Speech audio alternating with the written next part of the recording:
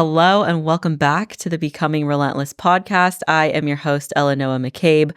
I am an IFBB Bikini Pro and an online coach for A-Team. And today I am joined by a very special guest. Her energy is just truly infectious to everyone around her. She is such a beacon of bright light in this industry. I am so happy to have her on today. Everyone, please welcome Megan Long. Whoa! What an intro. Wow, that was amazing. Thank you for having me today. I loved the last podcast we did, and I'm excited to continue to do more and continue to spread the impact and the energy that we have.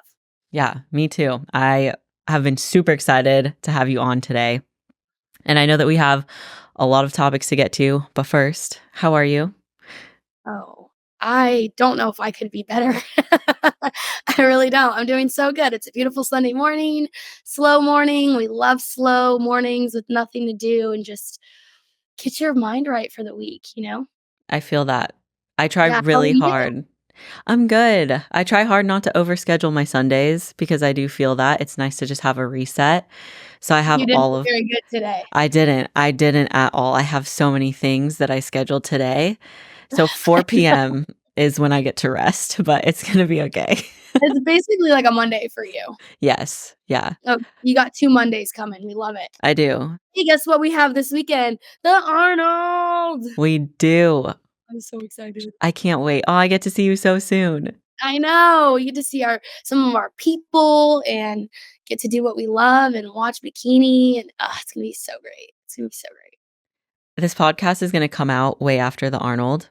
Uh-oh. I could try to push it up. Maybe I could try and release it next Wednesday, but should we make a prediction? Do you want to say who your top 3? How about who you want to be in top 3? Cuz I Okay, like feel like my it's top 3? biased top 3. Yeah, oh, yeah, for sure. I'd love to see Angelica in my top 3. Um, I'd love to see a good battle between Angelica, Lauralee, and Amy. I I think agree. that'd be a really good those are just some amazing physiques, amazing athletes, I believe, and yeah, I think that's who I would like to see in the top 3, and that'd be one hell of a battle. They all have very different, ways that they carry their muscle. They have different ways of showcasing that. I love all the differentiates between them, so I'm excited. What about you? I would say Laura Lee, Amy, and then Phoebe. Yeah, I think Phoebe's Phoebe looking good. I sh- would love to see Phoebe up there. I would love to, but unfortunately, I do feel that there's going to be some heroic story that comes with Angelica coming it back is. Yeah. and just getting a title. So I always have to think about the political side of things, even though I don't want to. I do. I do. Well, the fact that her comeback show is the Arnold is And she incredible. won the last year that she did the Arnold. Right. So she's But she almost won her sign off to becoming a mom was the Olympia. right. You're right. Yep. And I'm like, good for Arnold win and Olympia win. And to come back, she's jumping into the Arnold. Can I you know. imagine? I know. How does she say I'm that bitch without saying I'm that? And you can't help but love her because she truly is.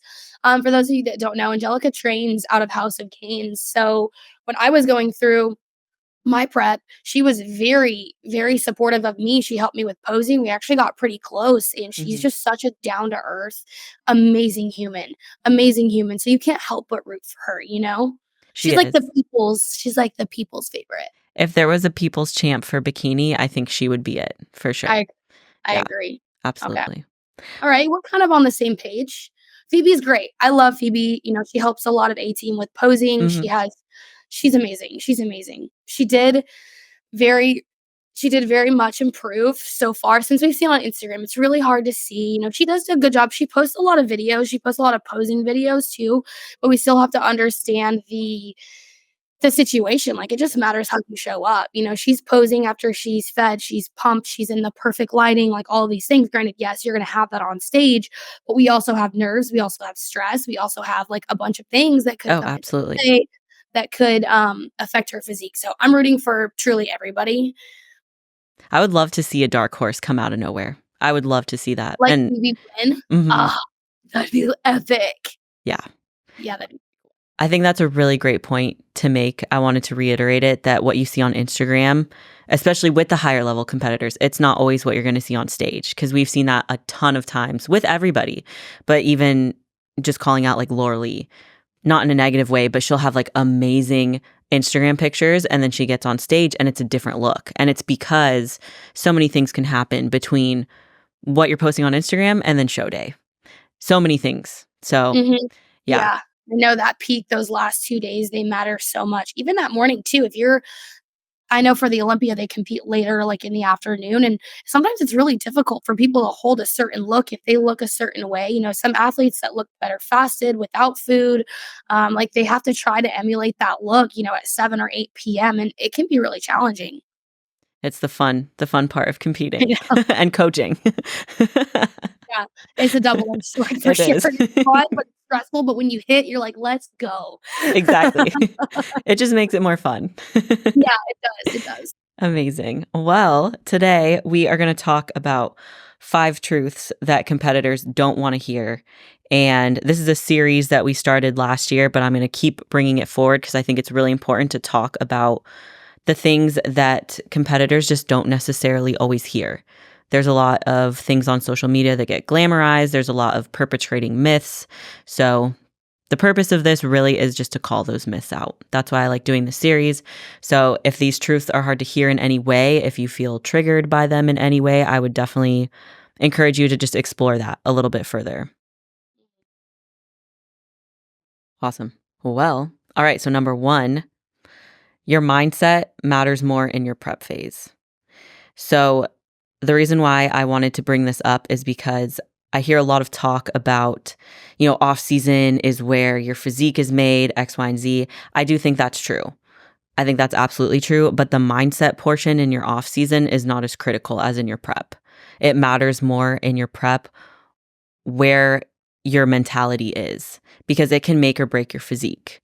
Whereas in off season, of course, we have those days, like we're human, we go through ups and downs, but in prep, it's really, really important to try and ride that neutral midline and have a mindset that's conducive towards like optimism and success versus any sort of negativity, really.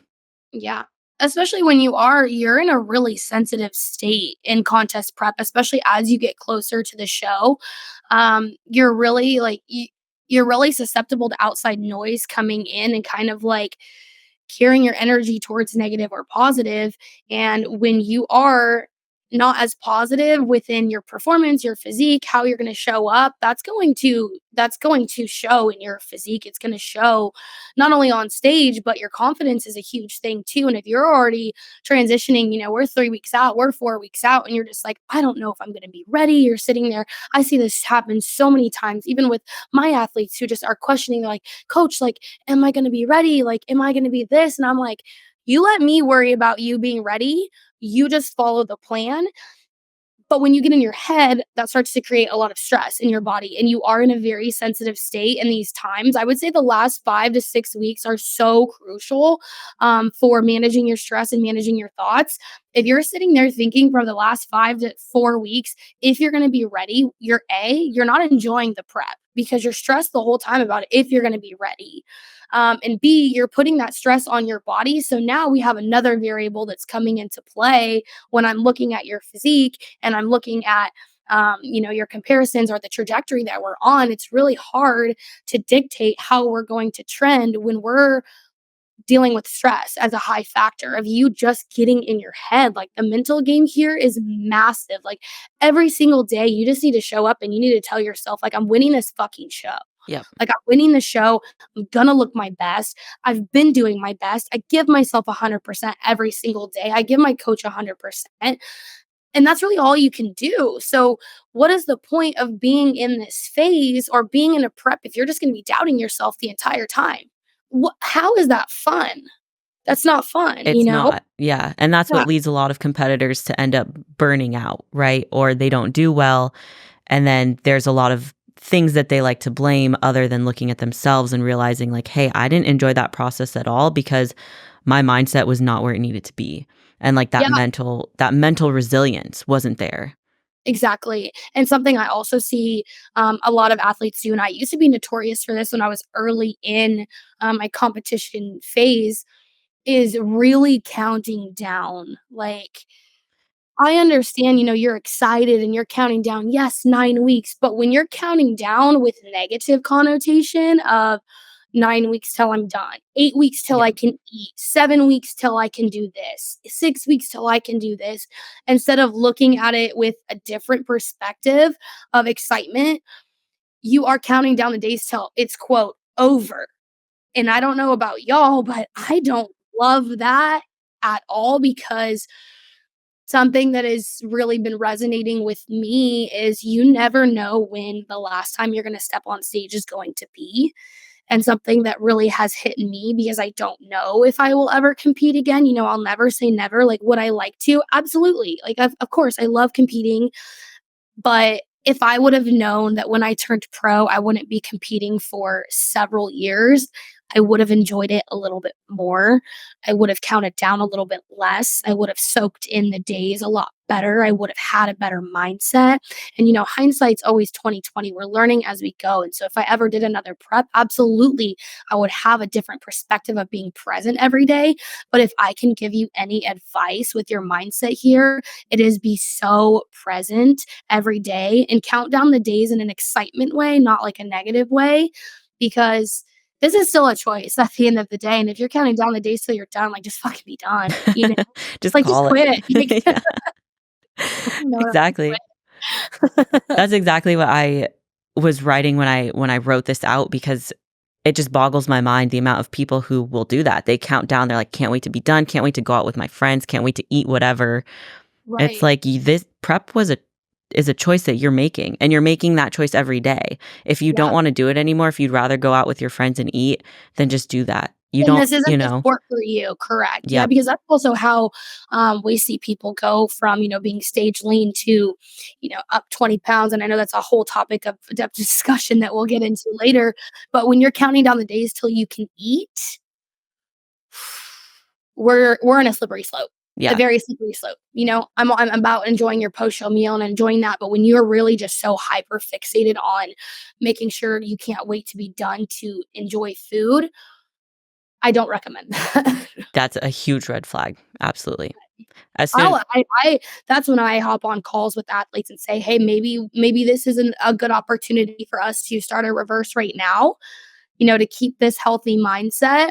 Because I've been on both ends of the spectrum. I've been on the side of I can't wait to eat and completely bombed a reverse. And I've been on the other side of I can't wait to win and maintain, it's all about your mindset for sure. yep, And the thoughts that you start to feed yourself going into those final days, you've already told yourself what's going to happen. You yeah. already know for first time competitors, if you're having these thoughts or these intrusive thoughts, whatever, you already know before it happens what's going to happen after the show. You do. Oh, yeah. You I absolutely fully. do.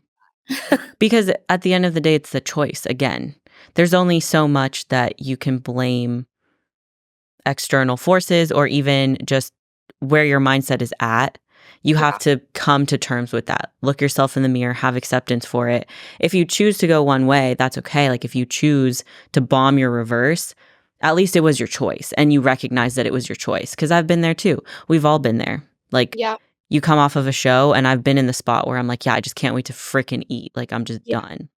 Yeah. But I've been on the other side many times as well. And I have to say, it's a lot easier to go into a show wanting to win and come out not food focused and come out just being grateful, having such an optimistic mindset and realizing that like, hey, I got through that. This is amazing. But my reward isn't food. My reward is that I just did that prep and my Yeah. mindset stayed resilient and I'm And able to navigate it.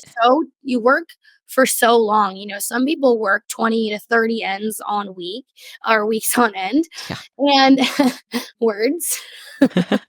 I just became dyslexic. 20 ends on week. Tenny. 20, 30 weeks on end.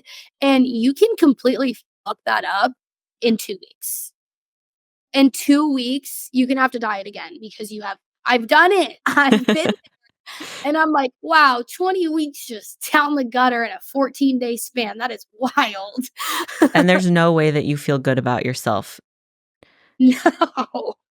If you just that's when you're lying. That's when we're not being self-aware. Yeah, absolutely. So actually, let's just go ahead and do the next point. So the other truth that I wanted to bring up that kind of built off of this one is that your food focus is all mental. And we've alluded to that a little bit already, but I just believe the more that you put yourself around that food porn mindset, so you're following food accounts, you and your friends are sending pics back and forth of the food that you want to eat, and you're just focusing on that, it's all that you're going to want. You're putting your attention and your energy and your focus towards something that is not going to help you.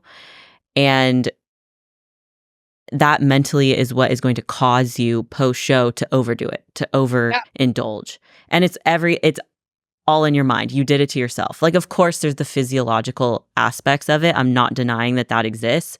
But I do believe that the way you set yourself up mentally around food is what is going to help you succeed. Right. Yeah, because if you've been following, food accounts and you've already looked up places where the destination that you're going to be at and you already know what you're going to order and you already know all of these things that you're about to do before you've even got the real result of stepping on stage, again, that kind of just goes back to did what we already alluded there was your mindset of how you're going to show up after you've already dictated that. So if you already know that you're really food focused, also, I think it's important to be vocal about that. I think communication here can be a massive component to the people around you, whether that be family, friends, or, specifically your coach. I prefer if my athletes communicate this to me. Yep. It helps me understand them. It helps me understand where they're at. It helps me understand how I can support them, how I can advise them, especially if you are a first time competitor. I know you and I have actually chatted about this before.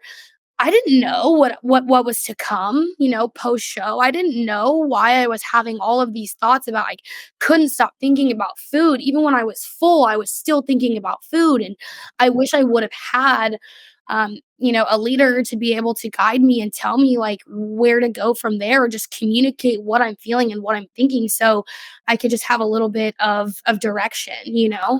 So I think it could be a very vital piece, especially if you are a first time competitor, and just being vocal about where you're at mentally with that.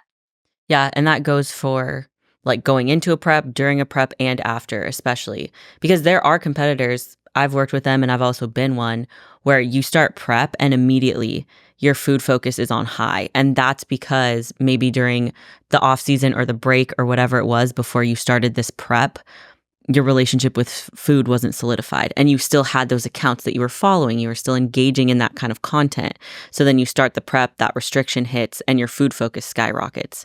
I think just having, like you said, the communication around that, being able to tell your coach, hey, I know we just started prep, like maybe you're 2 weeks in, but my food focus is already pretty high. That's something that either they can help you with or they can direct you to somebody who can help you with that because it's Yeah. only going to get worse. It is. It is. And I think a lot of people, I know that I have done this too. So I speak from my own personal anecdote here. I have been in the mindset before that thinking prep is going to fix my relationship with food. And that's a whole nother issue as well, because not only does it not fix it, it exacerbates it and it puts you in an even deeper of a hole when you come out of that prep. So if you think that, well, I'm really food focused right now, I'm already like, preparing my free meal on Monday. What am I going to have this week? And you're obsessing over it and you're overindulging and you're eating till you're overly full and you have to work all week to unfuck what you just did over the weekend. And you're like, well, you know what? I'm going to start a prep and that's going to help it. You are wrong. Very wrong. It's only going to get worse. Yep. Yeah. If you can't deal with the hunger when you're not really actually hungry, when you get into a prep and you go through those levels of hunger, true hunger, it's only going to get so much worse. So deal with it in the beginning. Yeah, For sure. And again, that's just where communication comes in too. And I think a lot of people are afraid to be vocal about these things with their coach because they don't want their coach to think that they can't do it. They don't want to be a quitter. They don't want to be weak. They don't want to be, I know that I have some athletes that have been in this mindset before where they're so hyper focused on making sure that they're making me proud. And, that's the least of my worries when we're talking about your relationship with food, we're talking about your mental, we're talking about your physical. When we're talking about your health, your communication about where you're at is what makes me proud. Yes. So I can't help you if you're not speaking on it. And then, it comes back when we go through the prep and, and an athlete bombs their reverse and it comes back, like on the coach kind of like, damn, where did we go wrong? And it was like, yeah, well, I've been food focused for 20 weeks. And I'm like, we could have prevented all of this, Right. So I can proudly say I have not had an athlete this last entire season of 2023 that did not nail their reverse. And I truly believe that is on my preparation, on over communicating what to expect, what's going to happen during and after the prep, how we can handle it, what that looks like, and how long it's going to take them to get to, normal hunger hormones and normal things like that. So, I know a lot of coaches listen to this podcast as well. I think it's very important to over communicate in the beginning what the athlete's going to expect during and after. I think that's such a huge point. And Yeah. it goes, I don't want to say it's like underrated, but it's not something that I've previously really had. It's only when I get to the point of, hey, I'm extremely food focused and I'm not following a plan. Like things have already started falling apart, then it gets dealt with. But like, let's not let it get to that point. Let's have that communication, like you're saying, already established so Yep. that you don't have to go through it alone. You don't have to have this intense food focus and try and navigate it all by yourself because it just isn't going to work. Especially if you're someone that has to dig really deep in a prep, and Yeah. like, and it's regardless of how well you had an off season or how high your food is. I know that I am this way. I have to dig Yep. every time to get lean. I could be eating 2,500 calories a day in an off season with minimal cardio. I still have to dig. Just the way that my body fat set point is, the way that I hold fat, the way that I pull fat off, I have to get low calorically. Yep. It's been the same experience for me as well. Like the last 5 pounds, it's usually a hell of a grind. It But is. Yeah. it is what it is. Like that's okay. We know what to expect now. I know what to expect. I'm like, all right, let's die, baby. Let's Yeah. go. Speaking of like grinding preps, so another truth that I don't think a lot of competitors want to hear, at least with the newer competitors, is that natural preps are just as detrimental as enhanced, If not more. if not more. Depending on the level of grind that we have to get to. Yes, I agree with that. And a big component of this here too, one of the main components of this too, I think, is muscle preservation. During an intense dieting phase of contest prep, your body enters a catabolic state, which means breaking down muscle tissue for energy. And certain performance enhancements can help muscle preservation mass, by promoting an anabolic environment. And I think that is like a heavy misconception that people have, especially coming into the sport. There's been plenty of new athletes I talk with, like aspiring bikini competitors, and they're very adamant about, I don't ever want to be on PEDs, nothing PED. And I say, okay, I respect your boundaries.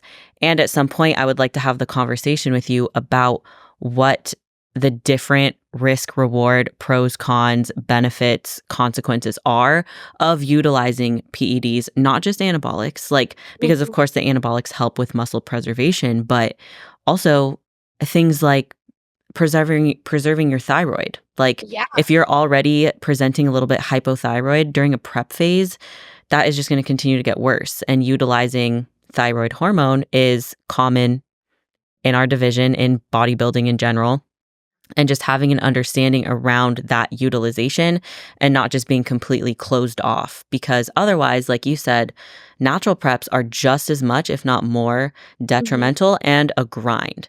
Your yeah, prep is going to be 30 plus weeks yeah, guaranteed because we're going to have to do a lot of refeeding, a lot of slow, steady, low intensity cardio because we don't want to strip the muscle that you have. But Yeah. it's playing a game. It's like you're walking a tightrope. We can't push you too hard because then you're just gonna look like a little skeleton. But Yeah. we Yeah. can't, go ahead. No, I was just gonna say, I think that's just where you can just do your best to educate as much as you can. That's I feel I do my due diligence as a coach, and I know you do as well. Is just educate as much as you can and give the athlete time and give the athlete space to process the education. What I don't recommend people doing is something I have to steer my athletes away from is trying to do their own research because that's where a lot of mixed reviews start to come into play. I mean, if you can find anything on the internet, if you look up, virilization in men and women with anabolics, you're gonna find a lot of information, and that could be daunting to you wanting to take that route instead of saying like, "Hey, let's explain what I think would be best for you based on lab work, based on your physique, based on how hard we need to dig and how much body fat we have to lose." This can be typically geared, I would say maybe more towards people that do have a lot of body fat to lose, which is most people don't realize how much body fat they do have to lose.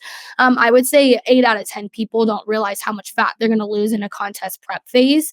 But that is my job to kind of like educate you and tell you, like, hey, you're 5 foot 130. We're probably going to be about 100 pounds.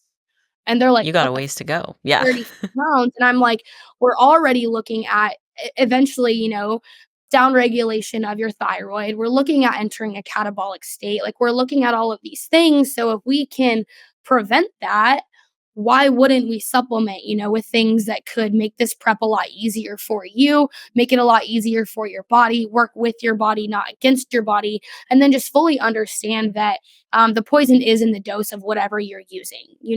We can get the most out of something so small, the smallest dosing, exposure time, like controlling everything, controlling all of the aspects of this, and be able to come out of this on the other side and have lab work done and be like, wow, we did that. You know what I mean? So, Yeah. I just think it comes with a lack of knowledge, a lack of understanding, maybe even a poor experience in the past. That's what I was going to say. I also think there's a responsibility on the coach. Obviously, there's personal responsibility on the athlete to decide what they're okay with and set those boundaries. But I also think it's on the coach to give them the education or at least the tools in order to make an informed decision rather than getting into a prep. And then I know that there are terrible coaches who are just like, here, take this. Just Yeah, take it. I Just think take we it. talked about this the other day when I Like, am someone, and I know I have athletes like this, and I fully love their trust in me because I would never steer them wrong. But I have been with a coach in the past who was like, "Here's the fucking kitchen sink," and I'm like, "Okay." sure, why not? And I'm like, "Oh shit, my hair's falling out. I'm having bad thoughts. I think I hate this. I think I hate myself. I think I hate everything around me. But sure, up the dosing. Why not?" Oh, we're not getting results even though I'm taking all this. Let's just keep pumping it in more, actually. Oh, another DMP? Let's go, baby. I think as I'm terrible as literally that like, after at the end, I'm like looking at this cycle 3 years later. I'm like, how the fuck am I alive? It's not a good thing. not a good thing. And luckily, what you went through, we can now use as a learning experience, and that is Yeah, not anything that we ever want for our athletes. But yeah, I am absolutely. I am very glad that you're here and that you're alive. No permanent damage done. None that we know of yet, Yeah. okay? Alright, the jury's still out. Give it a few years. We're gonna see. We're gonna see. But yeah, it's really important for the coach and the athlete to have communication on this, and, I never want any of my athletes to feel that I'm pressuring them to do anything. It's a very taboo topic. It can be, very taboo to open the door for this conversation of even saying like, "Hey, I want to make this an option. I want to educate you. I want to hop on a call. I want to talk to you about the ins and outs of this, what this looks like, and then just give you the time to be able to think about if this is something that you want. A lot of people think if you bring up the topic of PEDs, you're like, hey, they automatically assume I have to do this or I'm not going to be successful. Right. You know what? I'll be straight the fuck up. For some athletes, that is the case. That is the case. And I will be honest that there are some athletes that if we don't take the enhanced route, we're looking at a 5 years until you have any sort of success in this sport. You know, whether you have not enough muscle development, you have a very petite frame. When you lose body fat, you also lose muscle because maybe you don't train hard enough. Like there's a lot of variables that come into play when we're using anabolics, but also understanding that the anabolics aren't going to do the work for you. The work still has to be done. You're not going to take, you know, however many milligrams of Anavar and you're like, let's fucking go, dude. Like, that's just not the case, No. unfortunately. So getting that thought out of your mind too. I know a lot of females fear being masculine or getting that virilization. You know, they hear PEDs and they think they're injecting a fucking massive solution into their butt cheek. Serious, some girls are like, oh my God, I'm scared of needles. I'm like, that's awesome because we just don't have to use one. Don't worry. Don't worry, we're all good. Um, so yeah, just fully understanding what you're using, the mechanism of action that you're using, how it's gonna affect you, you know, the potential side effects, benefits, everything across the board. Yep. Amen. All right. The next point. Sleep is critical for your fat loss. You know, this is so crazy that this is a point, which of course it would be a point, is I actually just made a video on this morning talking about how important sleep is for fat loss. So let's dive in. Yeah. The reason why I actually wrote this was specifically because I have some athletes who kept bringing this up. We've been stalling in progress, and I was digging in a little bit further, and I'm looking at their sleep quality, and they're saying like, it's okay. And I'm like, well, what does okay sleep quality mean to you? And they're like, well, I can't fall asleep. Like I have trouble staying asleep. I wake up during the night, X, Y, and Z. I'm like, okay. So more than likely the reason why we're hitting a stall so early in this fat loss phase or so early in this prep is because you're not prioritizing your sleep. You're not getting good quality sleep.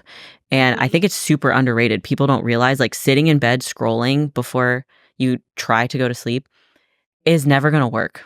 Like I get it, but at the So same time, yeah. it makes me so because I actually just read an article not that long ago about the correlation between there actually isn't as much emphasis on how much sleep you're getting, as much emphasis as there is on your circadian function and the Yep. time that you're going to bed and the time that you're waking up. If you get 5 to 6 hours of sleep every night, but you're going to bed at the same time and you're waking up at the same time, that matters more than you getting 8 hours here, but it was at, you know, midnight to 8 a.m. And then the next day it was 9 p.m. to 6 a.m. Like the sleep and wake cycle here is massive, and that matters more than the amount of sleep that you're getting, and also, you know, the quality of sleep of that matters too. Yep. Would you say So that weird that is like, like, sorry, would you say that is most important then, that circadian rhythm, like waking up same time? Okay. I would say that that takes priority. The schedule, so your body is a clock at all times. You know, everything that you do. That's why in a contest prep phase, this was something that I did. I did the same thing at the same time every single day for 35 weeks. I woke up at the same time. I ate meal one at the same time. I trained at the same time. I came home at the same time. Post workout was same time.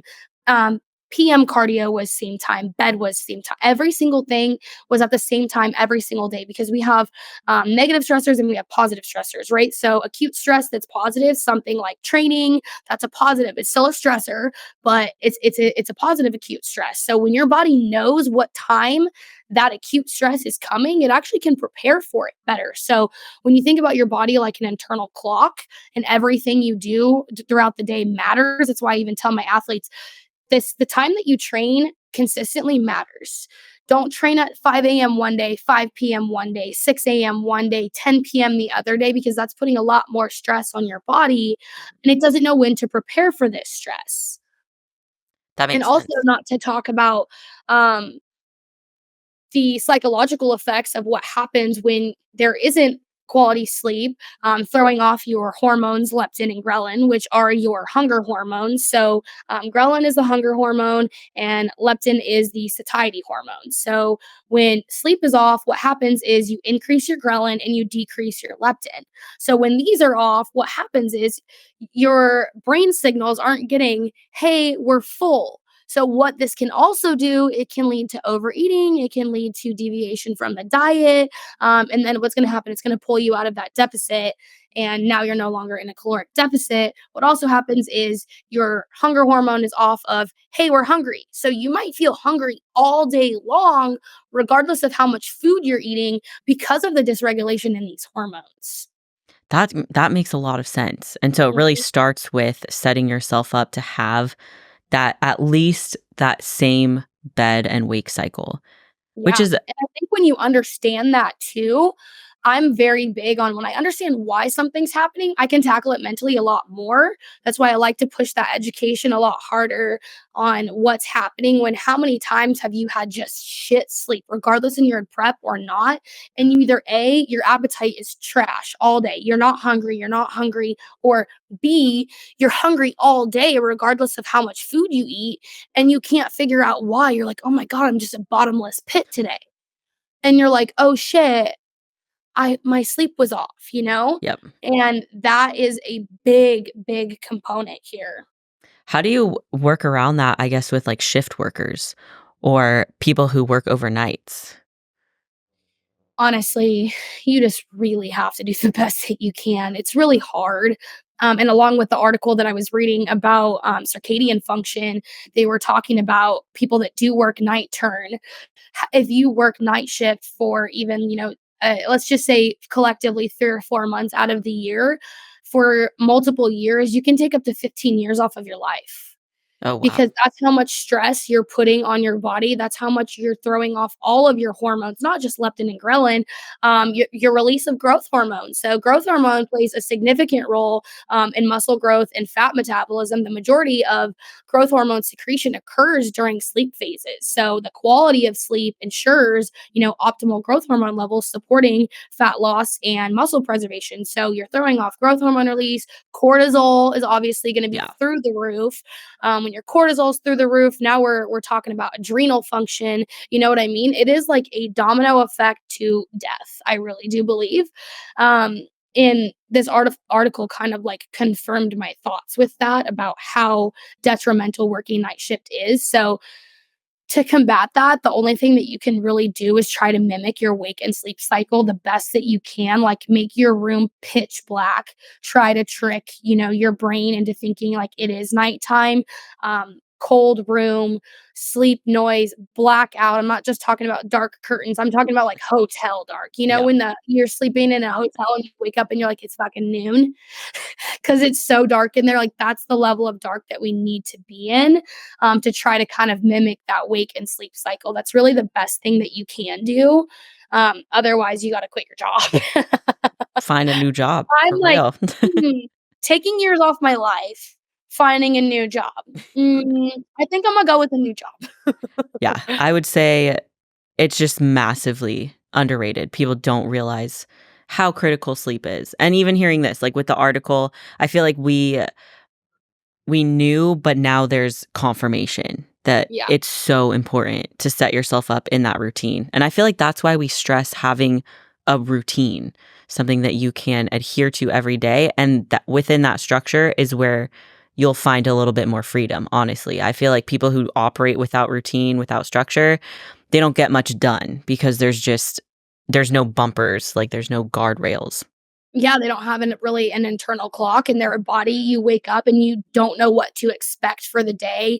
You don't know when stress is coming. You don't know how you're going to handle it. You don't know when you're going to sleep. Like, I think those are the people that are highly stressed individuals, but don't know that they're stressed because how many times have you traveled? Even us traveling this weekend, it's kind of like I have this little like something in the back of my mind that's like, fuck, like being out of my routine. Like I know how well I do in a routine. I've seen how well it's done for my health and just for, a domino effect into life. And kind of like when you're traveling, unless it's for extreme leisure, you get a little bit stressed.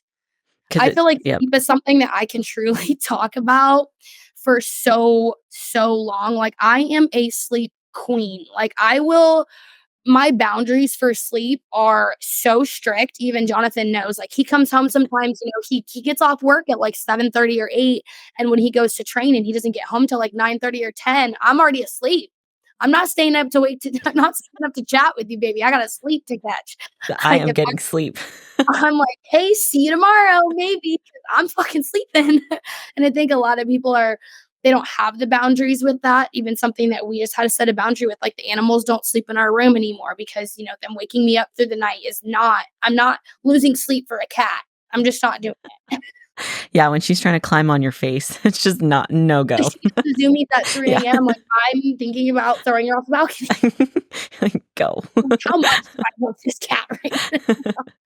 But And it's also, so I true. did wanna touch on with the sleep too, when we're talking about, fat loss, is glucose metabolism and then, insulin sensitivity when it comes to sleep. So, maintaining healthy glucose metabolism and insulin sensitivity, um, is so important with sleep. So, impaired glucose intolerance and reduced insulin sensitivity will make it harder for your body to utilize glucose efficiently, which means this is an increased lead to storage of fat and can make it more difficult for you to lose weight.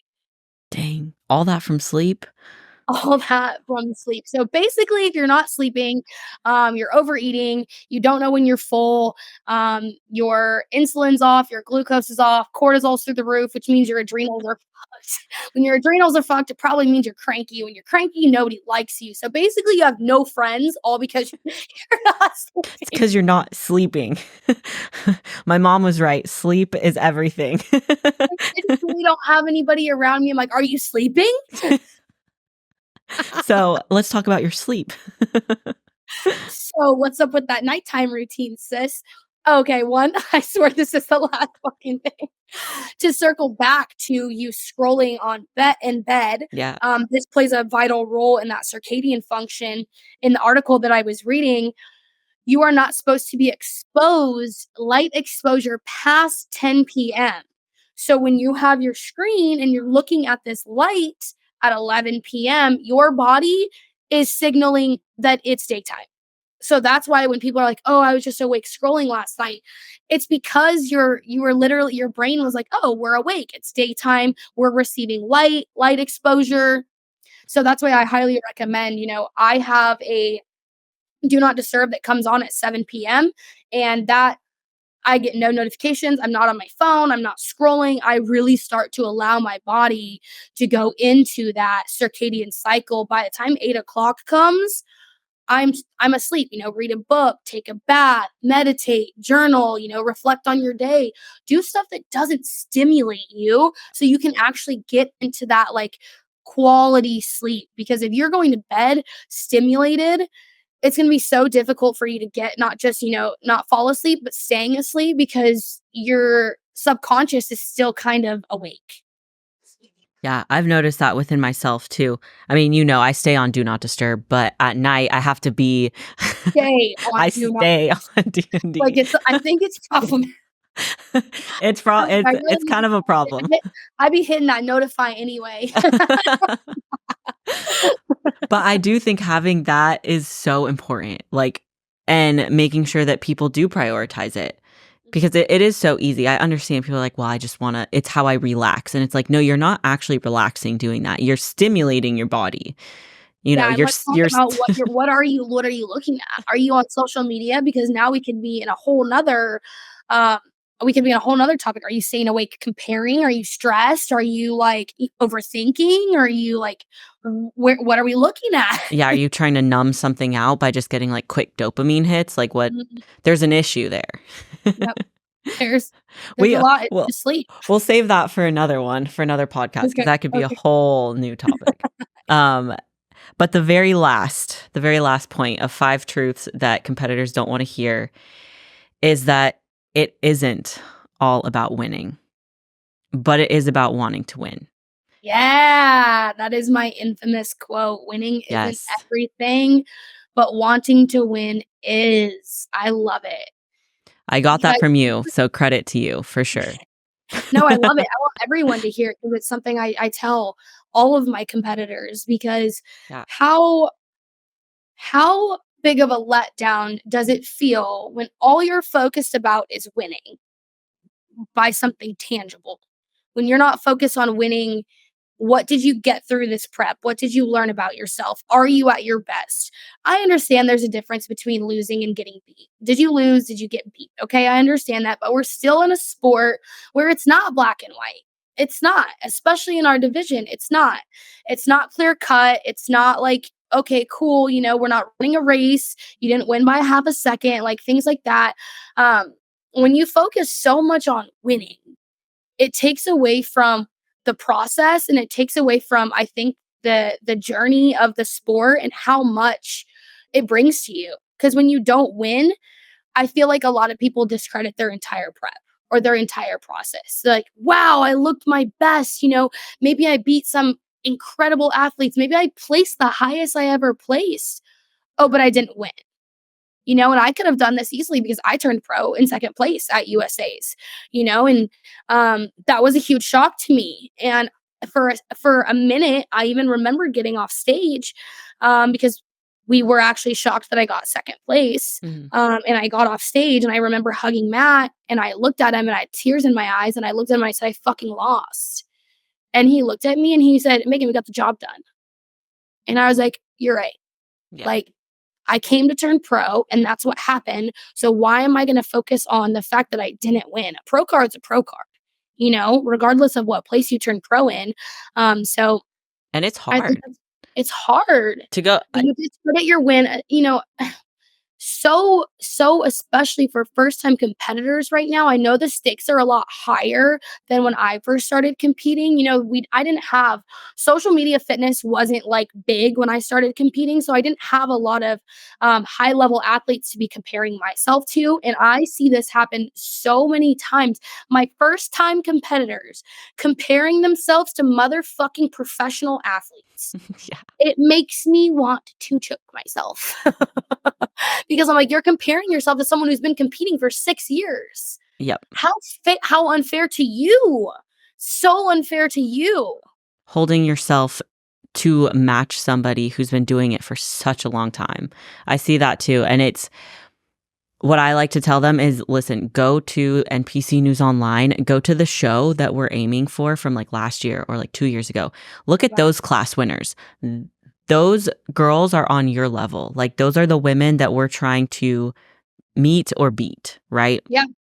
But And not pulling up a Olympia. national show, or yeah, you're looking at Jen Dory and you're like, oh my God, I'm so far from where I want to be. Yeah, because she has one thing against you that you don't have, and that's time. Yep. But guess what? She's probably also older, Like there's a lot of variables that people aren't realizing when they're playing the comparison game. And that's why, unless you run your business on social media, my biggest advice to you, if you're a first-time competitor, could just be get off social media. Get off Instagram. Don't look up the hashtag of the show. Don't try to find athletes who are competing at the same show as you. Don't do it. Don't do any of it. It's never going to benefit you. There's no Yeah. reason to. I even have done that as a coach. I've even seen athletes. I'm like, damn, they're going to be in my athletes class. And, and I'm getting in my head and I'm like, oh my gosh, are we going to beat this person? And it doesn't matter. And then you It doesn't. start wondering if you need to change your plan based off what you're seeing. When we talked about this earlier, you don't know what you're seeing on social media, whether that's what's going to show up on stage, because people could look incredible. People could look nuts at their gym with perfect lighting and a pump. And then they get on stage and it's not the I had same. that actually at Junior Nats the year that I turned pro. There was a girl that I knew was going to be in my class, and she had just won an overall at a show, and she looked great. And I was like, okay, like, all right, I'm not comparing, like, I'm not whatever. But it was still in the back of my mind that she was going to be there, and I was just like, I wanted to win so bad, and I had put so much pressure on myself to win that thinking about this just kind of like she lived rent free in my head, and I was like, I gave that athlete so much power. And then the show came and she didn't even get first call out. And, I was in the top 5 and I was like, damn, that was just a really big moment for me to realize how much it doesn't matter. Yeah. Like it just doesn't matter. Exactly. I think when I first heard you say, like, winning isn't everything, but wanting to win is, the first thing I thought of was when we were in Pittsburgh at North Americans. That's probably the most embarrassed I've ever been, like, post show, reflecting back on like my behavior. Because you were there. I know you remember this, but at North Americans, like, I had this pressure, I'd put this pressure on myself to win, because at that time, I actually hadn't been prepared to go to North Americans. So I'd had that trip paid for, which I was super grateful for. And I also was like, okay, so I have to win. Like, I have no other choice. I have to win because all of these things have been done for me. And then I got the coach, having a coach that puts so much pressure on you to win. Yeah. You almost feel a feeling of let down, like you disappointed the coach when they're like, you're gonna win, that's all you're gonna do is go fucking win, can't wait for you to win, see you on the other side, pro. And then you don't get it, you're like, I'm a failure. Yep. Exactly. It was crushing. It was soul crushing. But then looking back over time, you're like, I got 3rd at North Americans. That's not something to be upset about, like, ever at all. So it's just something I look back, I'm like, I never want to have that again, just like sobbing backstage, like not being a very good sport, because there were girls in second call outs that would have loved to have gotten 3rd place, There's people back there congratulating in you and you're just kind of like, for what, Exactly. Like having this. Congratulations. And you're like, for what? And they're like, I didn't even place. Yeah. It's like, girl, get your head out of your ass. Like, what? Yeah, so that mindset of just like, I really want to win, but I also know that like anything can happen. I'm just at my best and I'm gonna go have fun. Like at the end of the day, Yes. just remember, this is a sport and a sport is still supposed to be fun just as much as, I feel very females are less competitive than I am. I'm very competitive. Like I grew up with 3 brothers and I played sports my entire life. Like I know competition, but like you still have to have fun, because if you're not having fun with this, then like what is all of it for? Nothing. Because it's just, you're not going to do it very long. Like if you're not having fun, you're not going to be in it for very long. So having that, I think having that mindset especially is super important. Like, of course, do your prep, visualize winning, want to win, want to have that experience, but also understand that it's okay if you don't, because the journey is really where all of the growth is. It's really where you're going to have the most fun. If you can stay present, if you can realize that these 20 weeks, 30 weeks, whatever it is, it's not your whole life. At the end of that journey, when you step on stage as arguably probably the best shape of your life ever, then you can really be proud of yourself, and you don't have to worry that like, hey, I didn't win first place, or I didn't place. And guess what? You get to do it again. Yeah. Like that's what I always say too. I'm like, oh, cool, we get to go again. Exactly. Yeah. We get to go again. We learned and we can do it again, and we'll come back even better. Especially if you are, at the level where you are trying to climb the ranks on the national stage and you're so hyper focused on turning pro. A lot of people don't realize that when you turn pro, you're looking at 2-year off season dead in the face. Majority of the time, in order to be the level of a pro that you want to be, you're looking at a couple years off, if not at least full 365 days, right? Yeah. So it's like, cool if, you get second and you get to go again, and maybe you get 3rd and you get to go again. Like, enjoy competing because you love competing. Don't enjoy competing because you love to win. Mic drop. Period. Right. Period. Get your sleep. Get your sleep. Well, those are the 5 truths that competitors don't always want to hear, but you need to hear them. That was pretty fire. I'm actually really surprised. This was almost like a whole hour. Were you? Yeah. I didn't think it was going to take a full hour. So I'm excited. I mean, we went on tangents. We did, but I feel like they were very necessary. We do have more podcasts coming for you guys. But for this one, I'm going to wrap it up. If you learned anything, if this resonated, if you love what we're doing, please like, share, subscribe, send to your friends so that I can get this podcast out there and help impact whoever needs it. I would love to hear your comments, your questions, anything at all. Megan, thank you so much for joining us, and I will see you on the next one. Everybody else, thank you for tuning in. Until next time, stay relentless.